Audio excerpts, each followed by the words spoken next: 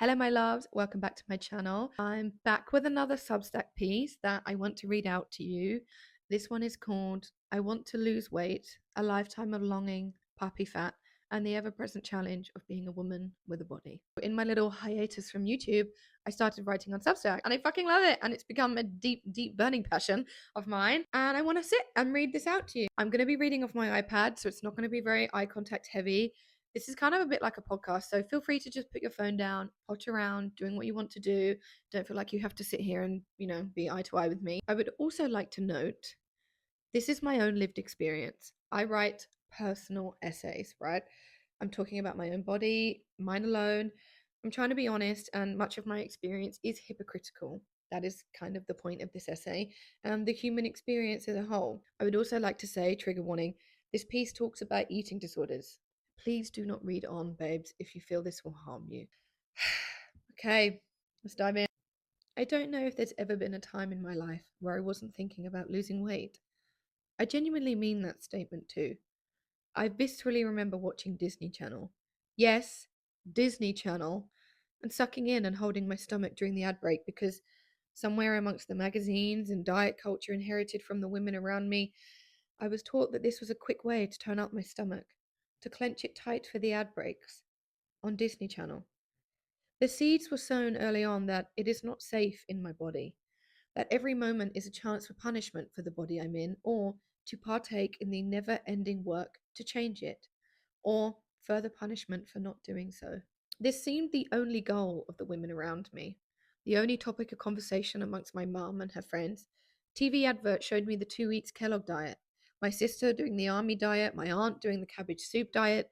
There wasn't a woman I didn't know who wasn't always aspiring to be thinner, whatever it takes.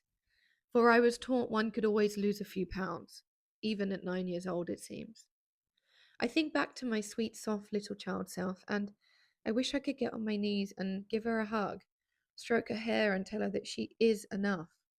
As I write this, I wonder if I would actually have the strength to look her in the eye and say that, for I would be saying it to myself after all, which means I would have to somewhat believe it, and do I? Sometimes I feel like my whole life has been about losing weight, becoming smaller, and then alternatively, fighting against that thinking. 50% of my brain space is spent with body and food noise, and then more brain space following the fight against that. How much of myself is left that isn't actually thinking about losing weight? This is how the patriarchy keeps us distracted, by the way. This is a tale as old as time for women. I have been through hell and back in my body, relationship to food, my body image, and yet still, at 29, here I am again working on losing weight. And I feel weird about it, honestly. Guilty about it. I have so many mixed feelings about it. Weight loss. Fucking weight loss. Ever present, ever conflicting in my brain, ever the frustrating hum of my life I can't seem to tune out from. Because I do still want to lose weight, but now it comes from a place of love, of personal choice. Or does it? Or is it internalized fat phobia and misogyny still playing a part? Is it my eating disorder? Is it diet culture? Am I truly making this decision for myself? I feel embarrassed to still want to lose weight because how unfeminist of me. I should love my body no matter what. Fuck society. But maybe I feel more comfortable when I'm not this big. I prefer my boobs smaller, and it is easier to buy clothes, but actually, no. The world should be more accessible. But I do feel more myself when I'm a smaller size, or is that just conditioning? Is it that deep? Maybe I just want to feel fitter in the gym. Maybe I need more self love. Or is it self acceptance? Or is it body positivity? Am I allowed to use that term? Body neutrality? Am I doing it for me? Truly. Who cares? If it makes me happy, that's okay. Or am I a modern woman failing against the tides of diet culture still? Or maybe I could just stop thinking about it and live. But then maybe I'll put more weight on, and so it goes on and on and on. This is the never ending quandary. Even when we break free of so much that has controlled us, we are still left wondering if we are making our own decisions, or if they're governed by the non-stop conditioning that has come before us and still exists around us. And it's boring, honestly. It's so fucking boring, but it's my truth. It's my past, it's made me who I am, it's been my lived experience, and as it has for many women. And even though I wish to move on with my life, create new ways of being, I can't turn my back on all that has come before, pretending it didn't happen, because it is both behind me and still a part of me. I am not where I was, but it lingers, and still, I want to lose weight. Who I was, who I am. I have never been small, in physique, in spirit, in personality.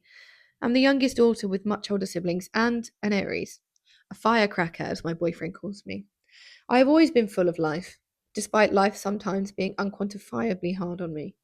I have lived a big life thus far, and I want an even bigger life for my future. Yet, I have always, always, always wanted a smaller body. Seems ironic when I type it out. I have lived in many different body shapes.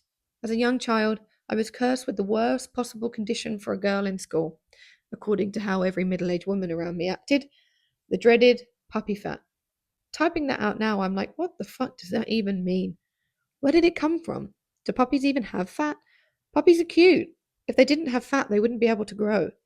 What is the meaning of this ridiculousness? I just Googled it, and it's meant to mean that the state is temporary. For puppies are not puppies forever, and therefore, this state of fatness you find yourself in, sweet child, is temporary, so don't panic. We must label it as so, or we may all collapse of disgust if we think it will last forever. Alas, I always carried on being the bigger one throughout my whole school life, and growing my boobs frustratingly early. It became all I was known for, equally sexualized and pushed away. Boys obsessed with my big boobs, yet too embarrassed to be known to find me attractive, for I was also chubby. I was pretty. I knew they found me pretty deep down, but I was still always the fat one. It's interesting for me to type these words out now as an almost 30-year-old woman. As last week, my boyfriend and I were showing each other pictures of our school times, and the wind was knocked from me. These photos, I look like a child. I am a child. And I was also not as fat as I was bullied to believe. I always felt so big, unable to fit in the space amongst all the cool skinny girls, the flat chested girls I envied so much as they ran freely around the field, flirting with boys on lunch break as I watched from the sidelines, knowing I can't run without a sports bra strapping me down, even at 14 years old. We feel so grown up at school, yet deep down we know we're not. And here I was in both a woman and a child's body, not fitting into either world, too big for one and too young for another. But from where I stood in the middle, one thing felt true. There was just too much of me. I left school as soon as physically possible, leaving everything and everyone behind. It is possibly one of the happiest days of my life being free of that high school. Whoever said high school was the best years of your life were fucking lying. I think only the people who peaked in high school say that. And where are they now? For I left, and I did actually peak after. Free of the chains of all that came before me, I flew. I became the girl who left school and got hot. Like in the movies where they remove her glasses and take her hair down, and suddenly everybody sees what they didn't see before. Except I had my braces removed and I lost 4 stone. It was true redemption, and I loved every second, and I won't sit here and pretend I didn't. Seeing everyone else stuck in sixth form at the same school while I was off at college, shiny grown up college, 2 towns away and 4 dress sizes smaller, it was sweet, sweet redemption. And so, as we moved to the next tale as old as time for women, I took it too far and I developed an eating disorder. Dear reader, I will talk about this subject in plain hard truths. If you feel this section may be triggering for you, please do not read ahead. This time was also a vulnerable time in my life, as I was surrounded by the grief of losing several significant family members in a short period. One night at a party, I got chatting to an old face from school and she quizzed me about my newfound weight loss, kind of incessantly in hindsight. I don't know how it happened, but we became fast friends, joint at the hip. Well, this is the vanilla version. In truth, she was very unwell with an eating disorder and still is to this day. And the thing with EDs are, they love company and they love competition. She saw me grieving, now slimmer, but with a heavy heart, and she took me in, showing me her ways. I was sad, young, and impressionable. She wanted an eating disorder buddy, and she made one in me. I thought she was helping me with my goal to lose more weight, showing me things I didn't know.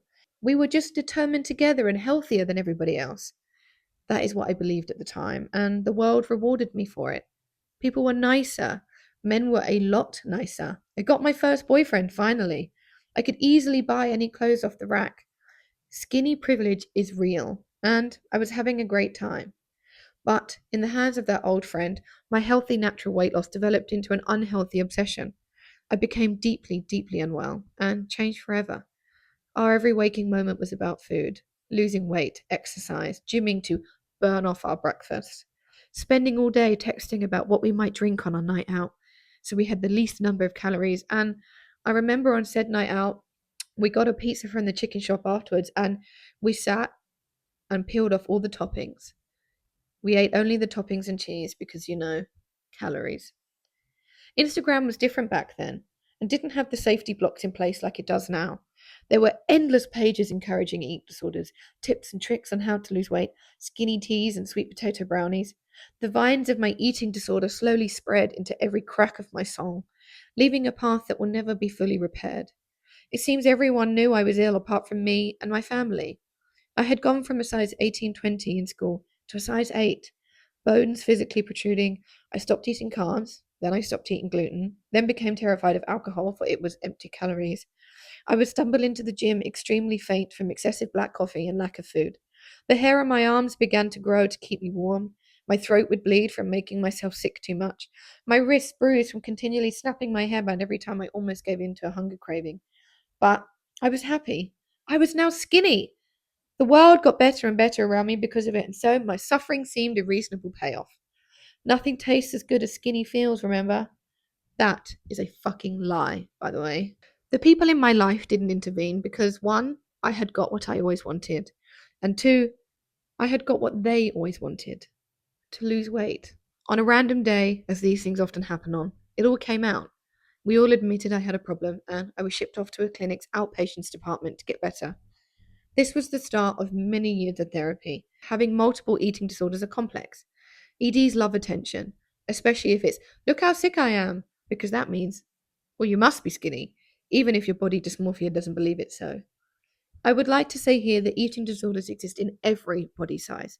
Losing weight can be a side effect, but it is a mental illness, not of the body, but of the mind. Slowly, the vines of my eating disorder retreated, but I will never be the same.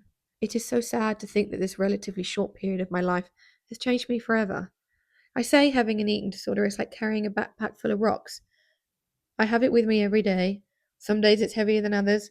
Sometimes the strap breaks and all the rocks come falling out. Some days the rocks look like shiny diamonds, and it's really tempting.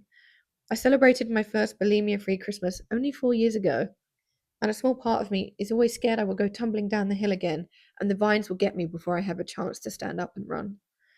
In the years that followed through my early, mid, and now late 20s, my weight has fluctuated, but always in a steady incline. At every stage, like most women, I look back at old photos where I felt too big, too much, too large, and I lament at how skinny I was and didn't appreciate it at the time. My body dysmorphia means I have never looked in the mirror and seen my true body reflected back at me, only whenever I look back at photos. It is an odd feeling to actually be the size I always felt I was back then. The feelings I have towards my body force me to live in the future, like a body on hold, a skinniness in waiting. I'm not actually this size, don't worry everyone, it's just temporary. I'm just a skinny person wearing a fat suit. If I can just get on top of things, it will change. I'm not present because I treat myself and my body like I'm in a liminal space, waiting to live until the real slimmer version of me turns up. Maybe the puppy fat mentality never really left me. This is touched on in Act 1 of this amazing episode of This American Life. It's called Tell Me I'm Fat. It's almost 10 years old now, but the episode still stands as a great piece. Every action has an equal and opposite reaction. In my mid-20s, amid the chaos of the pandemic, I went on a body positivity rampage. The pendulum of my body issues swung the other way, and I began posting online. Pictures of my body, my rolls. I stopped shaving my armpits, posting about my relationship with food on Instagram. I felt the weight of all that had come before me as a millennial woman with diet culture. I had survived Kayla Itzeness's problematic bikini body workout 2014 Instagram days, and so I shall make it my personal mission to fight against it all. I was in full, stick it to the man, fuck the patriarchy mode, and using my weight as the modus operandi. I think in part this was me processing my weight gain, processing being back in the UK during a world-changing pandemic with nothing to do but, once again, focus on my body. Posting photos and captions informing everyone it was okay if you had insert body type and said issue society has come up with about it, and Can we just normalize, everyone? Can we just normalize? I was screaming from the rooftops that it was okay to live in my body. Are you listening, society? This is okay. The only person I was trying to convince was myself. My weight and my body was still the center of my life, but now I was standing on the other side of the same door. And existing in this space online can be tough because you're always only one post away from saying the wrong thing, using the wrong phrase. Ironically, these spaces online that are about acceptance and breaking problematic norms can actually have the harshest keyboard warriors in. Despite that, I think this kind of self acceptance content online can be helpful for those who need it. We can't be what we can't see, and representation is so important. I bawled my eyes out when there was an almost main character with hearing aids in the last season of Sex Education. But it also sits on my mind that maybe we're keeping some of it alive by continuously and constantly talking about it. This whole let's normalize movement, I think, can actually stop us being able to get on with life and actually normalize things. The best way to normalize things is to act normal, not mention it all the time. I don't know. I don't really have the answer to that one.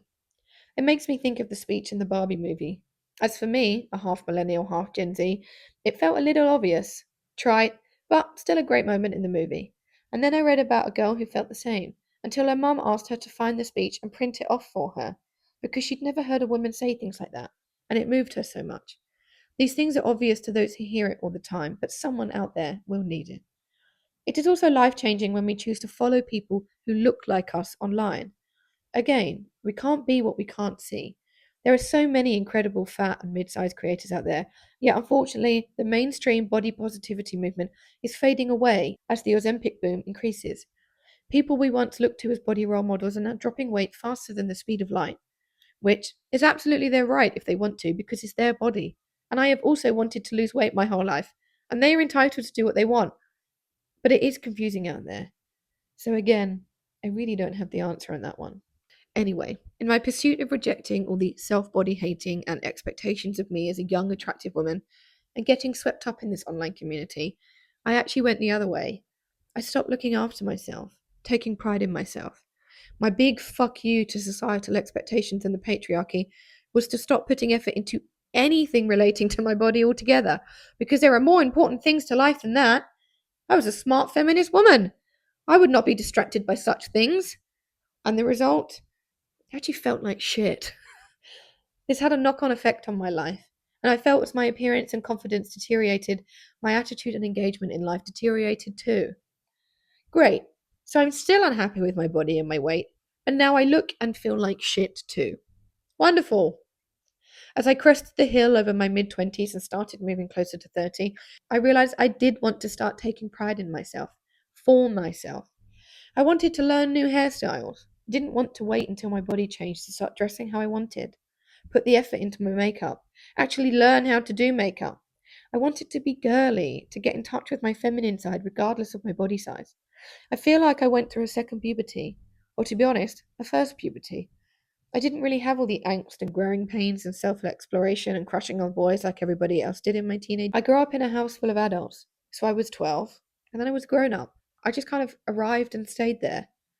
Whereas now, I was entering a period of self-exploration, of self-allowance, allowing myself to stop stomping around in defensiveness and self-rejection-led anger at the world, and instead leaned into my softer side, my girly side, to allow myself to feel girly, in body and in energy. I realized I had kept girly at arm's length for a few reasons. I felt to be taken seriously as a young woman in business and also existing primarily in my female rage, which I believe is a good thing and still carry with me today. I ended up acting like a man.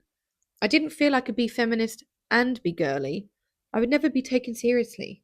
For years, strong women in the media have been depicted in power suits with ball-busting attitudes, which I love, but I was taught that was the only way to be taken seriously. Not too sexualized and definitely not in pink. The post-Barbie movie world is different.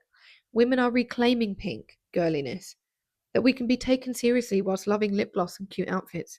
There is strength in our soft edges, but this was not the representation I had growing up. Secondly, I felt too big and too busty to be girly. I was too clunky. That cute girliness was not for people like me. It was reserved for the skinny girls, as was shown to me everywhere growing up. The girly girl was always as thin as a tissue, light and small and dainty. Anyone my size in TV or in books was often the villain, the loser, the one left out, the one who had to change, or they were just the one-dimensional, overly sexualized, booby curvy one. I felt that girliness only existed for when my body was small enough for it. Once again, living in that state of pause because of my body. In deciding to look after myself again and focus on my appearance, I felt kind of guilty, kind of weird about it. Like I was being a bad feminist, maybe? Going against everything I was posting online. If I accepted and loved myself so much, why did I want to do all this stuff?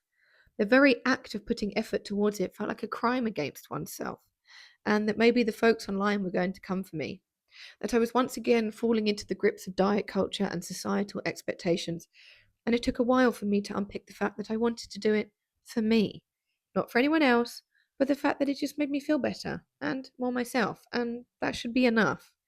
I liked wearing makeup, feeling good in my clothes, dressing up nice regardless of the time or place, that I deserved all these things at any body size. I wanted to become a classy woman, and I did so, but it took a lot of small steps to get there. I wholeheartedly believe in the phrase, how you do anything is how you do everything. And I'm a visual person. So for me, swapping out my coffee stained baggy t shirt that was hiding my body because I didn't feel like I deserved to look nice for a beautiful matching pair of pajamas did actually make me feel good in myself, made me feel like that girl, as the internet says. And that had a knock on effect on my life. My big body is deserving of all these things. As I mentioned earlier, when I stopped putting effort into my appearance, it had a knock on effect on my life. Well, the same happened, but in a positive way, when I started to again, which made me feel weird. It's a bit like shaving your armpits. We start doing it way too young because society and the patriarchy tells us it's disgusting and unhygienic. Every woman on TV looks like a naked mole rat, and thus so must I at 13. Then, if like me, you go through a phase of rebellion against it all, you stop shaving your armpits. Fuck men and what they think. I'm free! I'm not doing it for them anymore. And then eventually, not everyone though, good for you gals who stick to it, you realize you prefer shaving your armpits. You actually feel cleaner without the hair there, so you start shaving again, but this time for yourself. Or you pay to get laser so you never have to think about it again. It's still shaving your armpits, but now you're doing it because you want to, not because someone else is telling you to. I moved through my late 20s in this second puberty, the outside affecting the inside, which then affects the outside. I became my version of that girl. I wear red lipstick every day and heels almost every day because I want to, because it makes me feel badass and gives me confidence. Existing in a body bigger than I have been in years, but slowly starting to feel more confident than ever. I am art. Earlier this year, I actually started life modeling. It's something I've always wanted to do. Sounds hypocritical, doesn't it, considering I've just spent the last 3,000 words slagging my body off? But this whole piece is hypocritical because that's the human experience. But I went, I stripped off, and I laid there, butt naked. And you know what? I felt great. It was life changing. This body of mine was art because I decided it so.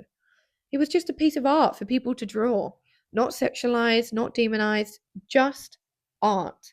They could have put a vase of flowers in the center or my body, and the experience would have been the same. Draw this how you wish and turn it into a piece of art. No opinions, no judgment, just creation. As I walked around in the break looking at what people had created, I saw myself in a new light. A friend had said to me the year before, "You have a body like an ancient statue, like a Greek statue." And looking at these sketches, I finally saw it. I was actually grateful to have this body because it made interesting art. The students said how interesting it was to draw me, and I finally thought, thank goodness for the curves. Thank God I have all this juiciness. When I first started doing it, all the poses I did were very self-complimentary, long lines and feminine like a Renaissance painting. And then I started to learn through the guidance of an amazing teacher that this wasn't about me. It was about the student. It was about creating negative space with my body, challenging the artist in front of me with my limbs and my hands in new positions, not the obvious positions. I don't stand gracefully with the perfect thigh gap and hand on my hip, posing like I have all of the TikTok eyes on me. I just stand, feet pointed at different angles, foot up on a block, hand holding a stick. I'm a human form, and that's that. I have loved doing it. It truly takes you out of yourself, honestly. It makes you get over yourself so quickly. These are art students who want to get on with their drawing and have paid to be there. They don't give a shit what you look like or what size you are. There isn't time or space for shyness or insecurity. Just strip off and get on with it, babes. It's just a body. Everyone in the room is aware we are not 8 years old giggling at the word boobies. We are all grown up and serious artistes who are above such lowly behaviour as body judging. I finally saw my body as something to be marvelled at, and I appreciated it. Ozempic knocked at my door, and then I lost my health, which changed everything. Again. I developed extreme digestive issues that took a long time to get diagnosed. I rapidly gained weight and ballooned out in inflammation. Every meal I ate led to me becoming so swollen I felt my skin was going to rip. This body I had put through hell on my own doing was now putting me through hell back against my will. And I was so mad at it. I had betrayed my body in so many ways over the years, and now I was angry it was daring to betray me back. I was also, once again, in a state of pause, because this wasn't my actual body, everyone. Don't worry, I'm just sick. Several A&E visits and many, many tests across many months later, and I was finally diagnosed with SIBO. I am still on a path to healing, and it's something I will have to manage my whole life. It is so hard to speak to your body nicely when it constantly looks like you're 29 months pregnant, just for eating lunch. It brought up so much from my ED. I was still looking in the mirror and not recognizing myself, partly because of my body dysmorphia and partly because I was now sick. I was unable to work out for so long because SIBO causes malabsorption of nutrients, meaning I was deeply fatigued and undernourished, yet had gained a lot of weight. Confusing. I was having to avoid gluten and dairy and sugar and then low FODMAP, and every food felt like an enemy. I was restricting, but not losing any weight because of it. What a clusterfuck. And to top it all off, my gastroenterologist was fat phobic. Amidst all my suffering, my stomach pain, my fear of literally any food making me ill, she focused mainly on my weight gain. From the first appointment, she was recommending Ozempic to help with the weight gain, as she was on it herself, of course, and apparently it was life changing. We chatted about my history of eating disorders, and I said I wasn't sure, and that, to be honest, I just wanted to find out what was wrong with me first and heal. I also pointed out that the most common side effect of weight loss drugs are stomach issues. And here I am with stomach issues. It just didn't feel like ethical medical practice. I left the first appointment and cried on the side of the road to my mum, as I had gone there to finally get my digestive issues resolved. Not only could she not see past my weight, but I was posed with a choice I didn't ask for. All my life I have wanted a pill to make me lose weight, and suddenly I was being offered it in the form of an injection. And amazingly, I found I didn't want it. I was confused and so angry and so sad. I thought I must be seriously obese if she's offering me this, even though I knew I wasn't. I was thrusted into mental gymnastics of a circus I didn't want to take part in. I didn't want to have the medical and moral quandary of Ozempic injections. I just wanted to not be sick anymore. All this previous life I had lived, all this self-hatred about my weight, all this physical and mental suffering my eating disorder had put me through, all the rejection of diet culture and loss of confidence, all the small steps I had taken to finally build my confidence back up. A lifetime of being desperate to lose weight suddenly compounded and was thrown in my face as I was offered the magical drug, and I said no. I said no. I said I didn't want it. I was offered everything I've ever wanted on a plate, and yet now it wasn't the most important thing in my life anymore. To be clear, I do not think weight loss injections are a good thing for the everyday person, and I truly believe the long-term effects will be catastrophic. The short-term side effects alone people are ending up in hospital with, they're terrible, and we don't know what the long-term side effects are. I may have hated my body all my life, but not that much to risk it. And that was a huge revelation. It has been a turning point in the relationship with myself and my body to say no to Ozempic.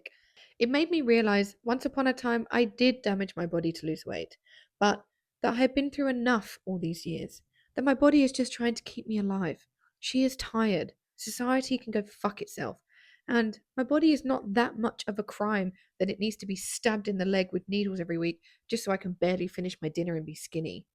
No, absolutely not. So, this leads me to where I am now. Healing from SIBO, finally. It's a slow progress, but I am getting there. And the result of that, I am losing weight naturally, as well as putting some time into hitting the gym, and I feel great for it. I'm just about to turn 30, and the 30 plus glow up is a real thing. My body feels like it's entering a new phase of life, but that might also just be getting older and finding yourself. And I can't lie, It feels good to lose weight again. The internet police may come for me all they like, but I'm just being honest. And I feel weird about it again. A massive hypocrite. It's like the piece I wrote about being embarrassed to be in a relationship.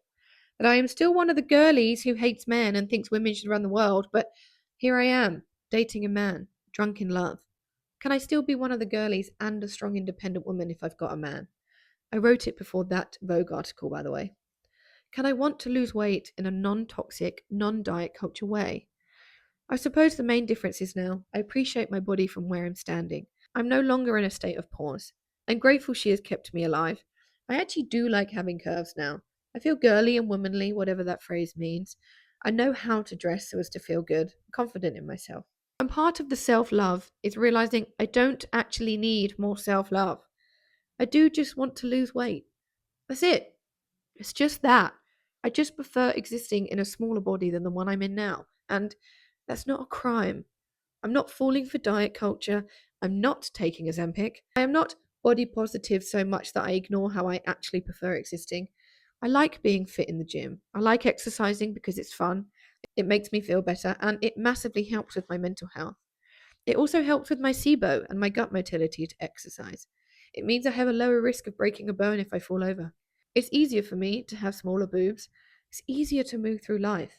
I find stretching and yoga easier when I'm slimmer, and that's okay to admit. I no longer work out from a place of punishment. I think we as millennial women have been through so much suffering at the hands of diet culture. We have fervently pushed back, and rightly so. But then it feels like a crime to do the thing we've been pushing against. I feel like an addict hiding my behaviour. I think of Lizzo, someone who has advocated for fat and plus size women, but herself has been through a weight release. I actually quite like the term. But she has been attacked badly for it online. Yet she is still a big woman, as she will always be. But she wanted to work on her body and her weight and her health, so you can't really win either way. You can love your body and still want to change it. Sometimes loving your body is changing it. It's looking at yourself and saying, maybe I do need to lose some weight. Maybe I do need to eat a few more vegetables. And that's not a bad thing. It is not a crime. Loving your body is exercising and stretching in whatever format connects to you. It is your vessel that carries you through the world. So I think back to 7-year-old me watching Disney Channel and holding her stomach in during the ad breaks, and whether I'd actually have the strength to look her in the eye and tell her she is enough. I believe I would. I'd say, let's go get ice cream. And then tomorrow, I'd probably go to a spin class. Not because I hate myself, but because I simply want to. Okay, I hope you liked it. That was a long one. That was a long one. I know. When I saw it was like a 29-minute read, I was like, oh, Jesus Christ. My back is hurting from like holding the iPad up. What I will also do in the bio is I shared a lot of people's Substacks that are also on this topic that I thought were fantastic. So I'll put them in the description so that you can click and read those. There's one that's great, which is So Does Everybody Just Constantly Think They're Too Big? There's another one called When Can We Comment on an Eating Disorder? And it has a picture of Wicked. Not Everybody is Beautiful. That one is fantastic. And that's about, how do you feel when you have health issues? This girl also has digestive issues and how like it's really difficult. Someone put, I'm just going to say it. I'll leave that there. But yeah, it's a really tough topic to write about. And it took me a long time to write that piece, like weeks. I mean, I think it's about 6,000 words. But it's so hard because, the internet has lost the art of nuance. We have all lost the art of nuance, that everybody's situation is different. That's what I think the essay is so much, that it's the constant swaying. It's the way that your thoughts and your opinions change as you get older. It's the way that, like, it's okay to do one thing at this period in your life and then not in another. And that's not a crime. So, yeah, it's really hard to want to lose weight. I realize I wrote this last year. And what I realized also is that we're even deeper into Ozempic culture. And somebody put on TikTok, this is so true, like back in the day when everyone was like skinny, like super skinny, like heroin chic core. The whole point is everyone was talking about being skinny. Everybody wanted to be skinny, right? Now, everybody's like bones protruding, but pretending we're not. Like everybody's on all the GLP-1s, but kind of pretending that they're not skinny. It's like an elephant in the room. Whereas before it was like, here's how to get skinny as soon as possible. Whereas now we're all like, no, we're not skinny. And they're like ribs poking out. So that's also kind of hard to navigate because I'm like, why are we all pretending that we're not? And I think also there's that thing of being like, I'm not losing weight with Ozempic. Like, I know where my stance is on that. So yeah, it's a very difficult topic. It's a very touchy topic, but I'm happy with the piece. Actually, rereading it, I'm really happy with the piece, and I would love to hear your experience. I would love to hear any of your thoughts, your feelings. I just love to hear from you in the comments. And if you've made it this far, thank you so much for watching. This is my Substack. I also post a lot on TikTok about sort of glam and lifestyle, and here's my 30 lessons before turning 30 and manifestation and all those sorts of things, a lot of mindset stuff. So feel free to follow me over there. And yeah, take care, my loves. Love you. Bye.